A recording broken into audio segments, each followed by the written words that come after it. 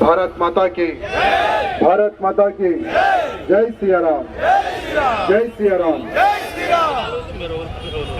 ఇవాళ అత్తాపూర్ డివిజన్ నుంచి Bharatiya Janata party candidate మా సంగీత అక్కకి ఒక నమ్మకంతో భారతీయ జనతా పార్టీ టికెట్ ఇచ్చింది. ఎందుకంటే అత్తాపూర్ డివిజన్ ఎట్టి పరిస్థితుల్లో మనం గెలవాలి ఒక మంచి ఆలోచనతోని. అదేవిధంగా మా మల్లారెడ్డి అన్న గారు దాదాపు 40 years నుంచి భారతీయ జనతా పార్టీ సేవ చేస్తున్నారు. ఇంకా పెద్ద పెద్ద నాయకులు ఉన్నారు. వాళ్ళు చెప్పిన తర్వాతనే సంగీత గారికి టికెట్ ఇచ్చినారు. అదేవిధంగా వేదిక పైన ఉన్న కుమ్రయ్య గారు, రాజు పహల్వాన్ గారు, వినోద్ భయ్య, విజయ్ కుమార్ గారు డివిజన్ ప్రెసిడెంట్, ఇంకా వినోద్ సింగ్, ఇంకా చాలా మంది వేదిక పైన ఉన్నారు. వాళ్ళందరికీ ధన్యవాదం ఇవాళ మీరు నాకు ఇక్కడ పెంచినందుకు. అదేవిధంగా ఇక్కడ ఒక మంచి ర్యాలీ కావాలని మా గురుప్రీత్ సింగ్ గారు కానీ, మా అందరు సోదరులు కానీ, మా ఫ్రెండ్స్ కానీ అందరు కూడా బాగా మంచిగా కష్టపడ్డారు. వర్షం కూడా పడుతుంది అంటే ఒక మంచి సందేశం. ఈ డివిజన్ మనం గెలుస్తామని ఒక మంచి సందేశం కూడా వర్షం పడుతుంది ఇవాళ. నీకు హిందీ ఓకేనా, తెలుగు ఓకేనా? हिंदी क्या बात है, मेरे को सहूलियत हो जाती. आज म्युनिसिपल कॉरपोरेशन चुनाव चल रहे हैं पूरे तेलंगाना में. एक अलग सा वातावरण बन गया और ये चुनाव है म्युनिसिपल ग्रेटर हैदराबाद का. लेकिन इस चुनाव को एक युद्ध की तरह देखा जा रहा है और आज तेलंगाना की जनता एवं हैदराबाद की जनता चाहती है कि इस बार कुछ चेंज हो जाए, कुछ वातावरण चेंज हो जाए. और पिछले 6 सालों से तेलंगाना में टीआरएस की सरकार है. 6 सालों में सिर्फ वादे किए गए लेकिन कोई काम नहीं किया गया.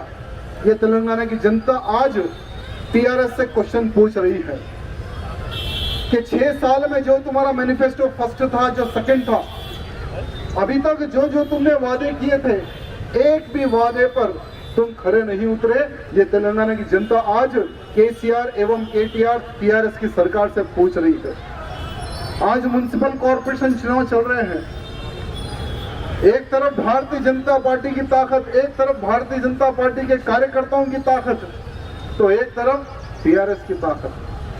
हमारे कार्यकर्ताओं का मनोबल तोड़ने के लिए कार्यकर्ताओं को डराया जा रहा है, धमकाया जा रहा है. कैंडिडेटों को भी डराया जा रहा है, धमकाया जा रहा है कैंडिडेटों को. लेकिन इनको ये पता नहीं कि भारतीय जनता पार्टी का कार्यकर्ता डरता नहीं, डराता है.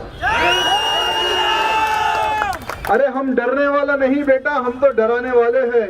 डरने वाले तो वो है जो अपने बिलों में बैठकर कुत्ते की तरह भौंकते हैं.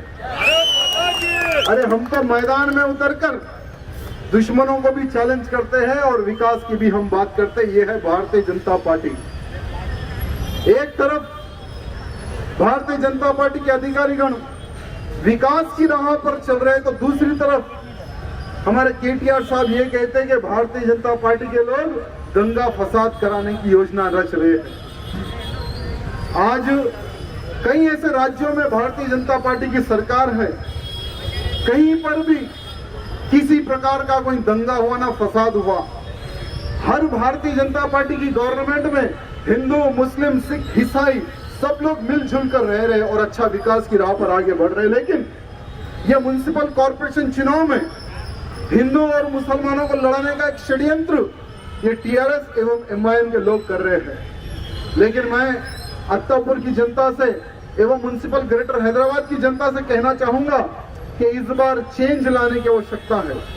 क्योंकि 6 सालों में जो विकास नहीं हुआ, बिल्कुल विकास होना चाहिए था, बिल्कुल जीरो विकास है.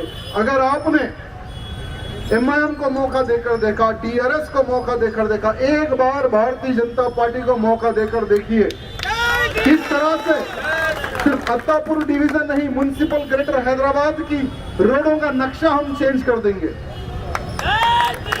हर क्षेत्र में, हर गली में आपको सिर्फ विकास दिखेगा, करप्शन बिल्कुल नहीं दिखेगा। आज करप्शन का अड्डा बन चुका है म्युनिसिपल कॉर्पोरेशन, करप्शन का अड्डा। केसीआर और केटीआर, इनके परिवार ने पूरे हैदराबाद को खोखला कर दिया, करप्शन का अड्डा बना दिया इन्होंने। हजारों करोड़ रुपए आज रिलीज होते हैं। मैं पूछना चाहता हूं केटीआर केसीआर से कि हजारों करोड़ रुपए विकास की राह पर आगे बढ़ने वाले वो हजारों करोड़ रुपए कहां जाते हैं? क्या हसनुद्दीन ओवैसी की जेबक में जाते हैं या अकबरुद्दीन ओवैसी की जेबक में जाते हैं? मैं आज पूछना चाहता हूं। आज एक एमआईएम का एमएलए ये कहता है कि आप मेरी विधानसभा में ना करंट बिल बनो, ना लाइट बिल बनो, ना वाटर बिल बनो, कौन आता है मैं देख लेता हूं। इस प्रकार का, यानी जनता को अलग वे में ले जा रहे। करंट बिल मत बनो, वाटर बिल मत बनो, टैक्स मत बनो, ये क्या भाषा का आप उपयोग कर रहे हो? एमआईएम का एमएलए कहता है। तो मैं आज आप सबको कहना चाहूंगा कि यहाँ पर जितने भी मेरे भाई बंधु खड़े हैं, आप लोग लाइट का बिल बनते हैं, टैक्स भी बनते हैं, वाटर बिल भी बनते हैं। हमारे टैक्स के पैसों से ही एमआईएम को ये केसीआर पाल रहा है, हमारे टैक्स के पैसों से। ये सोचने और समझने की आवश्यकता है। आज सबसे ज्यादा टैक्स बनने वाले कौन हैं? सबसे ज्यादा करंट बिल हो या टैक्स हो या जो भी हो, हम लोग लीगली आगे बढ़ते हैं। क्यों? क्योंकि हम सरकार को अगर 4 पैसे देंगे तो हमारा क्षेत्र विकास होगा, हमारे को रोड गिरेंगे, हमारे को ड्रेनेज गिरेगी। ये हमारी सोच है। लेकिन आज एमआईएम के लोग कहते हैं कि आप लाइट बिल मत बनो, आप टैक्स मत बनो, कौन आता है हम देख लेंगे। यानी गुंडाराज चल रहा है ओल्ड सिटी में। तो ऐसे गुंडों को क्या वोट डालेंगे? मैं आज मेरे मुसलमान भाई बंधुओं से भी प्रार्थना करना चाहूंगा।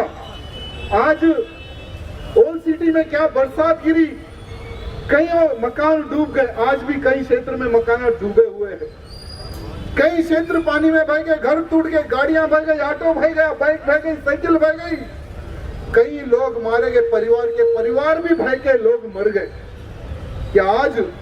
क्या उन गरीब लोगों की हालचाल किसी ने पूछने क्या कोई गया क्या? नहीं। आज ये एमआईएम वाले बिहार में चुनाव लड़वाते हैं, महाराष्ट्र में चुनाव लड़वाते हैं, अलग अलग राज्यों में चुनाव लड़ाते हैं। अरे बेटा पहले घर को तो देख ले, बाद में बाहर जाओ। आज ओल्ड सिटी का गरीब मुसलमान विकास चाहता है। आज ओल्ड सिटी का जो परेशान मुसलमान है, उनको 2 वक्त की रोटी आज मुसलमान वहां का चाहता है। तुम ऐसी पार्टी के लोग हैं जो करोड़ों अरबों रुपए कमाते हैं, 100 करोड़ की बिल्डिंग बनाते हैं, घर बनाते हैं, सरकारी लैंड कब्जा करके तुम लोग बेच देते हैं। लेकिन गरीब मुसलमान के बारे में तुम लोगों को सोचने की आवश्यकता, यानी समय तुम्हारे पास नहीं है। ये है एमआईएम। मैं आज इस मंच के माध्यम से एमआईएम के जितने भी गुंडे हैं उनको कहना चाहूंगा कि आज का मुसलमान जागरूक हो रहा है। मैं मुसलमानों को कहना चाहूंगा कि कब तक तुम लोग गुलाम बन के रहोगे?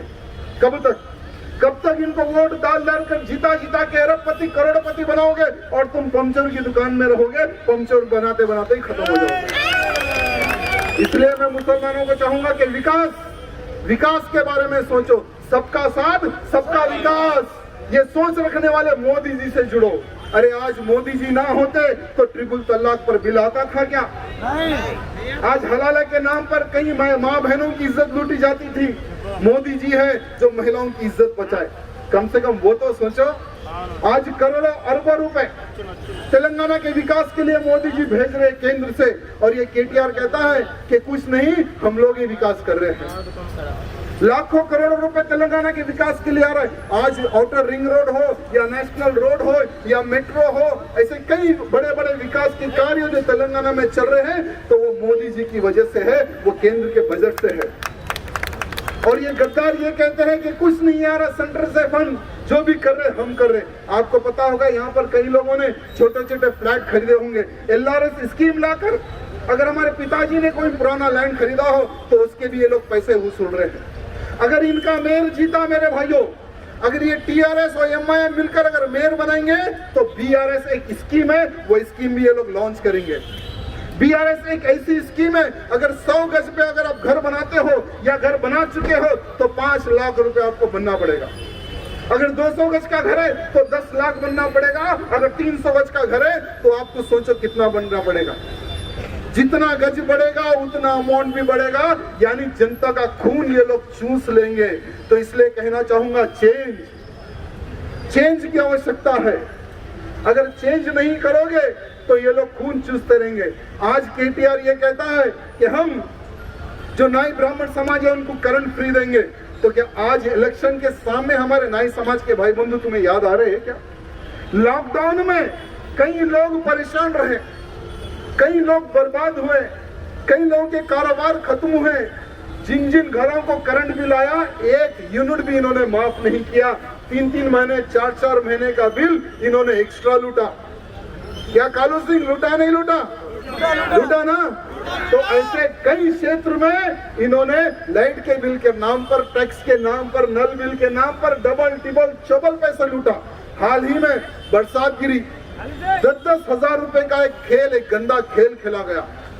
आपको मैं बताना चाहूंगा, कई ऐसे परिवार हैं जिनको 10,000 रुपए नहीं मिले। ये 10,000 रुपए आपके थे मेरे भाइयों। जो आप टैक्स बनते हैं, जो लाइट बिल आप बनते हैं, उन्हीं में से एक छोटा सा पार्ट 10,000 के रूप में आपको बांटने की योजना बनेगी। खुश हुए हम भी, चलो थोड़ी बहुत मदद टीआरएस गवर्नमेंट कर रही है, लेकिन हमें पता नहीं कि इसके पीछे भी एक बहुत बड़ा इन्होंने करप्शन करने का प्लान रचा। आज कई ऐसे क्षेत्र है जहां पर किसी को 10,000 रुपए नहीं मिले। यही टीआरएस और यही एमआईएम के कार्यकर्ता, कॉर्पोरेटर और विधायक, जहां पर एक गरीब महिला को 10,000 रुपए मिलना था, उसको 2,000 रुपए देकर 8,000 रुपए जेबक में डाल दिए। 5,000 रुपए देकर 5,000 रुपए जेबक में डाल लिए। इस तरह का गंदा खेल ये लोग करें, यानी 100 करोड़ रुपए, ये बरसात का बहाना लेकर 100 करोड़ रुपए एमआईएम एवं टीआरएस के लोग लूट लिए मेरे भाइयों।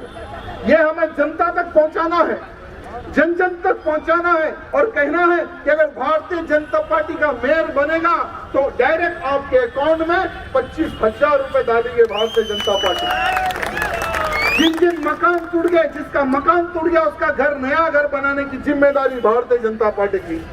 जिसकी गाड़ी लॉस हुई उसको यथाशक्ति अनुसार उसको गाड़ी दिलाएगी, ऑटो भरेगा ऑटो दिलाएगा। जो गरीब परिवार है, जो बिल्कुल भी रोड पर आ चुका है, ऐसे परिवार को लिफ्ट करेगा भारतीय जनता पार्टी। तो इसलिए मैं आप सबको कहना चाहूंगा, क्योंकि आप है तो हम है, आप नहीं तो हम नहीं मेरे भाई। आज हमारे संगीता दीदी खड़ी है, लेकिन संगीता दीदी कुछ नहीं कर सकती बिना आपके। अगर एक एक कार्यकर्ता ये सोच ले कि मैं मेरे बूथ को मैं जीतूंगा, मेरे बूथ में हर वो वोट भारतीय जनता पार्टी को गिराऊंगा, अगर ये सोच आप सब में आ गई मेरे भाइयों, तो 100% सिर्फ आपका ये अत्तापुर ही नहीं, हर वो डिवीजन हम जीत सकेंगे। तो हमारे कार्यकर्ताओं के आशीर्वाद से, हमारे कार्यकर्ताओं की मेहनत की वजह से। तो मैं आप सबसे हाथ जोड़कर निवेदन करना चाहता हूँ, समय कम है, कल का आखिरी दिन है प्रचार का, पूरी ताकत लगा दीजिए। और एक का बात कहना चाहूंगा कि बार बार के लोगों को एक टीआरएस वाले बुला रहे हैं, गली गली भेज रहे हैं, एक छोटा सा पैकेट बनाए, उसमें 1,000 रुपए, 500 रुपए, 1,500 रुपए, 2,000 रुपए छुपा कर लोगों को दिए जा रहे कि vote for TRS, vote for MIM के नाम पर पैसे दिए जा रहे। मैं पुलिस के अधिकारियों से कहना चाहूंगा कि जो भी व्यक्ति इस तरह के पैसे बांटते हुए दिखे, आप पकड़िए उनको, आप पकड़िए उनको। अगर हमारे हाथ लगेंगे तो ना पैंट दिखेगा, ना चड्डी दिखेगी, ना शर्ट दिखेगा। और मैं कार्यकर्ताओं को मैं कहना चाहूंगा कि जो भी टीआरएस का, जो भी एमआईएम का व्यक्ति अगर जनता को पैसे देकर वोट खरीदने की अगर कोशिश करे, तो आप उसको मारते हुए पुलिस स्टेशन ले जाइए, उसके ऊपर केस बुक करवाइए। क्योंकि ये लोग नीति से, निजायती से, ईमानदारी से चुनाव लड़ने वाले लोग नहीं है। ये लोग सीधा चुनाव नहीं लड़ेंगे, ये लोग सिर्फ करप्शन से चुनाव लड़ेंगे। हमारा पैसा हमारे को देंगे, हमारे को गुमराह करेंगे। 500 रुपए में हम लोग हमारा वोट बेच देते हैं, 1,000 रुपए में हम हमारा वोट बेच देते हैं, 2,000 में हम हमारा वोट बेच देते हैं। मैं आप सबसे पूछना चाहूंगा, 500 रुपए हम कितने साल खा सकते हैं? 1,000 रुपए हम कितने साल खा सकते हैं? 2,000 रुपए हम कितने साल खा सकते हैं? अगर 2,000 रुपए में भी अगर हम हमारा वोट बेच देते हैं तो 5 साल हम इनके गुलाम हो जाते हैं। 5 साल तक ये हमारे को लूटेंगे। लाइट बिल के नाम पर, टैक्स के नाम पर, वाटर बिल के नाम पर अनेकों प्रकार का टॉर्चर करके ये लोग हमें लूटेंगे। ये बात हमारे म्युनिसिपल ग्रेटर हैदराबाद की जनता को याद करने की आवश्यकता है और समझने की आवश्यकता है। मैं आज सबसे हाथ जोड़कर निवेदन करना चाहूंगा कि जितने भी जो हमारे युवा कार्यकर्ता है, कमर कस ले। ये एक सेमीफाइनल है हमारा। अगर ये सेमीफाइनल हम जीत लेंगे तो आने वाली विधानसभा भी हम ही जीतेंगे मेरे भाइयों। आने वाली विधानसभा अगर हम जीत गए तो एक भी देशद्रोही तेलंगाना में नहीं रहेगा, ये मैं आपको वादा करना चाहता हूं। बंडी संजय जी ने क्या सर्जिकल स्ट्राइक की बात किया तो पूरे ओल्ड सिटी में एक वातावरण अलग सा क्रिएट हो गया। सर्जिकल स्ट्राइक हम करेंगे, 100% करेंगे, लेकिन हम करप्शन पे सर्जिकल स्ट्राइक करेंगे। जो गरीब को सताएगा उस पे हम सर्जिकल स्ट्राइक करेंगे। जो विकास की राह पर रुकेगा, जो खड़ा होगा, विकास होने नहीं देगा, उस पर हम सर्जिकल स्ट्राइक करेंगे। जो मेरी गौ माता को काटेगा उस पे भी हम सर्जिकल स्ट्राइक करेंगे और हर वो बूचर खाने को आग लगा देंगे। हमारी सरकार बनेगी। मुझे ये वातावरण देखकर मुझे समझ में आता है, सिर्फ यहाँ पर वातावरण नहीं मेरे भाइयों, पूरे म्युनिसिपल ग्रेटर हैदराबाद में एक बहुत सुंदर वातावरण बन चुका है। हिंदू भी बीजेपी बोल रहा है और मुसलमान भी बीजेपी बोल रहा है, क्रिश्चियन भी बीजेपी बोल रहा है, हर वो धर्म का व्यक्ति आज बीजेपी बोल रहा है। मेरे सिख भाई तो कमर कस के बोल रहे हैं जय सोनिया अरे आज हम देख लेंगे किस तरह का एक अच्छा वातावरण बन चुका है। मैं आप सबसे निवेदन करना चाहूंगा, समय कम है, मुझे और 3 जगह जाना है। आप सबसे निवेदन है ये रैली को आप कंटिन्यू रखना है और दुश्मनों को मुंह तोड़ जवाब देना है और थोड़ा सावधानी से हमें चुनाव लड़ना है। बोलो जय श्री राम, जय श्री राम, भारत माता की, भारत माता की। Bharatiya Janata party. Subscribe to our channel by clicking the subscribe button. Click the bell button and enjoy the latest uploads from our channel.